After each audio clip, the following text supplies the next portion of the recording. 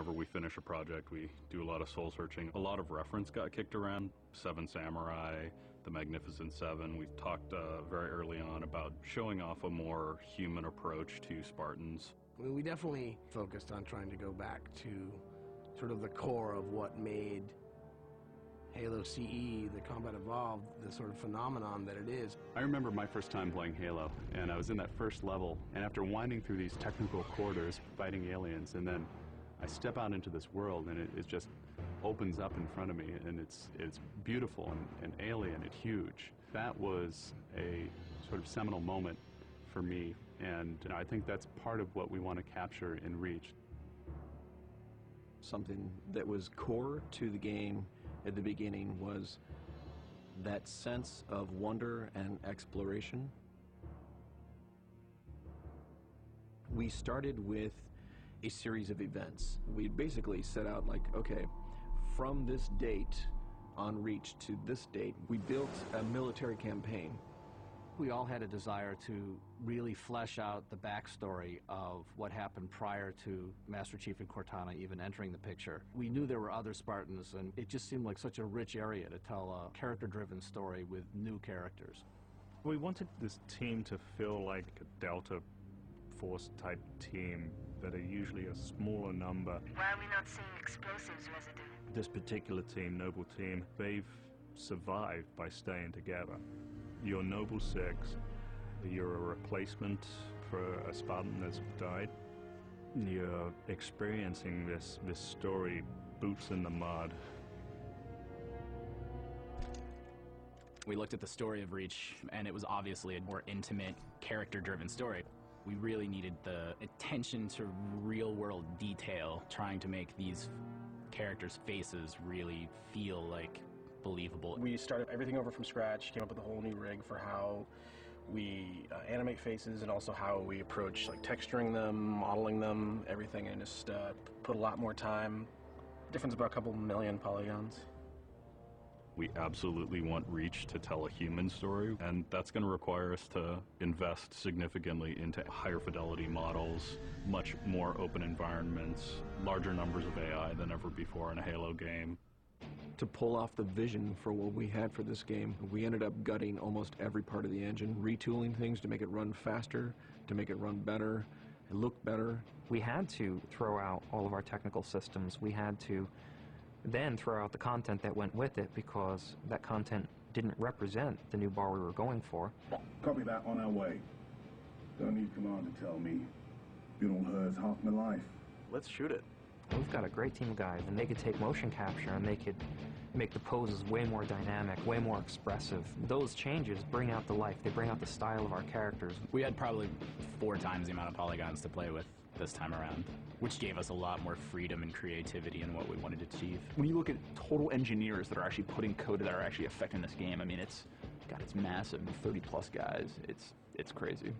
When you shoot a rock face, you'll see sparks, rock chips, dust. In Halo 3, we had a maximum of 100 colliding particles. In Halo Reach, we have thousands. We've got much more customizable Spartans than we've ever had in the past. The number of polygons we can draw at one time is skyrocketed. It's changed the way we build things up close as well as out far. This is where Noble Team arrives, and then you're going to work your way down, all the way down these terraces. Big open environments, epic skyboxes. These are things that are quintessential to Halo. Like, we're building a planet that exists 500 years from now. We want to build spaces that you want to explore. We want to put twice as many characters, vehicles, and weapons into that environment. That's going to require massive improvements to the way we handle our artificial intelligence in the game. We now can put so many AI in an encounter that you can put 4 Spartans, the player, 8 Marines against 30-ish Covenant, and that's an actual serious challenge. Bringing the elites back was something that was really a true joy for us because they're such an awesome character to fight. What if the Spartans and the soldiers don't actually understand what the aliens are saying? What's that going to feel like? What if we can get back to having the aliens feel really alien and threatening? these people and this planet and this story deserves something new and different. Just a different underlying sense of tragedy, heroism.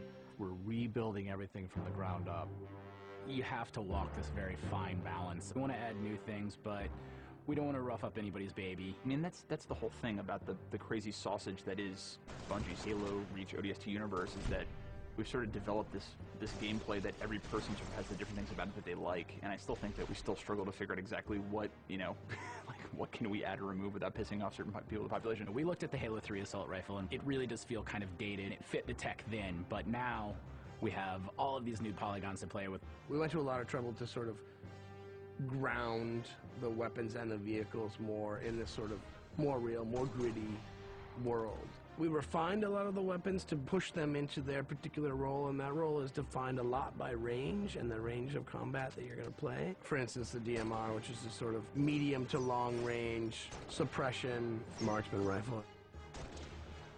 It's going to be a sandbox game. It's not going to be a carefully scripted game where every movement of the AI is controlled by a mission designer. It's much broader than that. It allows the player to deal with encounters in their own specific way. There's definitely going to be offhand grenade throwing. There's definitely going to be vehicles. There's definitely going to be a large number of weapons that are incredibly powerful, incredibly accurate, that allow the player to feel like a badass.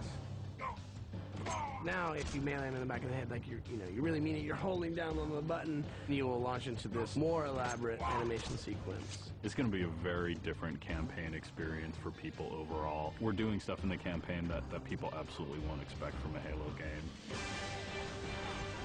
Bigger battles. Brand new cast of characters. An incredibly ambitious game. Every neuron in my head is firing with just reach, reach, reach. We knew from the beginning what the end was going to be. This is the definitive Halo made by the people who created Halo.